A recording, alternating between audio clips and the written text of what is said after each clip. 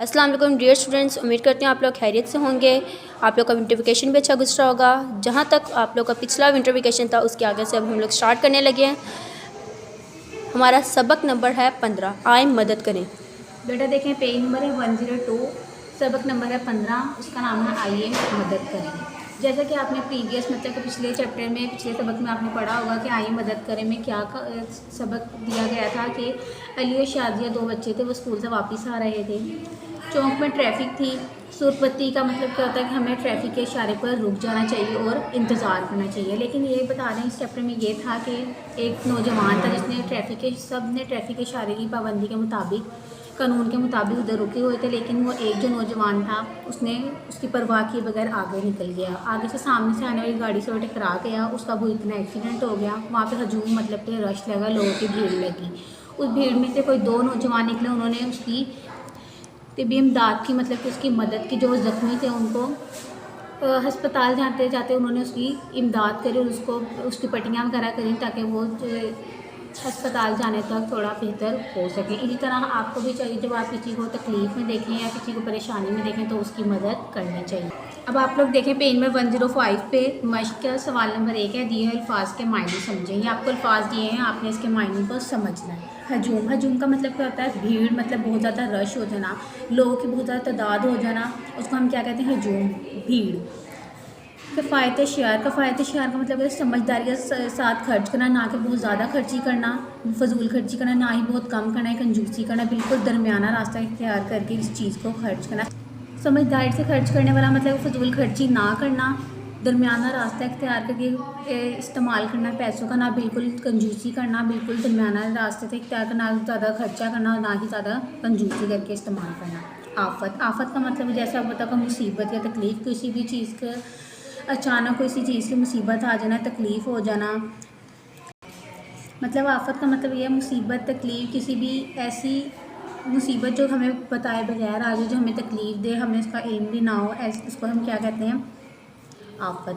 नागहानी का मतलब होता है जिसका हमें बिल्कुल भी इल्म ना हो, अचानक आ जाना, हम उसके बारे में सोच भी नहीं सकते कि हमारे साथ ये हो सकता है, लेकिन वो बिल्कुल अचानक हो जाना। आपने क्या समझा? आपने पूरा सबक पढ़ा है, इसमें आपको क्या समझ आई है? नीचे उन्होंने खाली जगह पूर करें दी हुई है, इसमें आपने बताना है कि आपने क्या समझा है और इसको अपने मुताबिक हल करना है।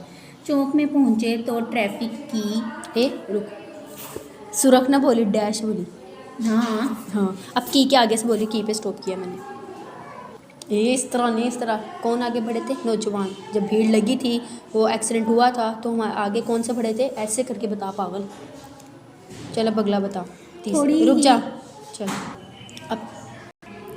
अब नेक्स्ट देखें, आपके पास है पेज नंबर 106। थर्ड क्वेश्चन आपको दिया हुआ है, सवाल के मुताबिक दुरुस्त बयानात के सामने टिक और गलत बयानात के सामने क्रॉस का निशान लगा। मतलब कि आपको जो बताया हुआ है उन्होंने, और आपने इसको जो आपको टिक लगता है आपने उसके आगे दुरुस्त का निशान लगाना, जो आपको गलत लगता है आपने उसके आगे क्रॉस का निशान लगाना, जैसे आपने सबक में पढ़ा है उसके मुताबिक। अली और शाजिया बाग से वापस आ रहे थे। क्या अली और शाजिया बाग से वापस आ रहे थे? नहीं, अली और शाजिया स्कूल से वापस आ रहे थे, तो इसका मतलब भी क्या होगा? क्रॉस, गलत। लड़के के बाजू की हड्डी टूट गई थी। ठीक, जब उसका एक्सीडेंट हुआ था तो उसकी क्या हुआ था? बाजू की हड्डी टूट गई थी, तो ये क्या होगा? ठीक होगा। ज़ख्मी को स्कूटर पर अस्पताल पहुंचा दिया गया। क्रॉस। ज़ख्मी को किस पे अस्पताल पहुंचाया गया था? एम्बुलेंस पे। जूनियर गाइड 11 साल की उम्र तक की तलबात के लिए होती है। टिक, जो जूनियर गाइड होते हैं मतलब कि बिल्कुल इब्तदाई जो गाइड होती है वो 11 साल से ज़्यादा, 11 साल से स्टार्ट होती है, वे उन तलबा के लिए होती है, जैसे कि हम क्या कहते हैं?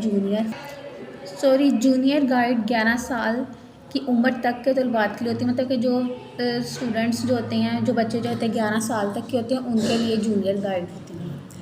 ये क्या होगा हमारे पास? टी। स्काउट और गर्ल गाइड मददगार और खुश अखलाक होते हैं। ठीक, ठीक है। देखें स्काउट, इसमें क्या होता है कि हम मजबूत बनते हैं तलबा जो होते हैं, तो गर्ल गाइड क्या होती हैं? जो लड़कियों की गाइड है, जैसे बॉयज़ की स्काउट होती हैं, लड़कियों की क्या होती हैं? गर्ल गाइड होती है। और खुश इखलाक होते हैं, मतलब कि इसमें जब भी लड़के लड़कियां दोनों ही बराबर होते हैं, क्या होते हैं, लेकिन बॉयज़ की स्काउट होती है इसके अंदर ये लोग क्या सीखते हैं कि हम दूसरों की मदद किस तरह कर सकते हैं। इनके इखलाक जो होते हैं वो खुश इखलाक होते हैं। ये एक दूसरे की मदद करते हैं, एक दूसरे के काम आते हैं।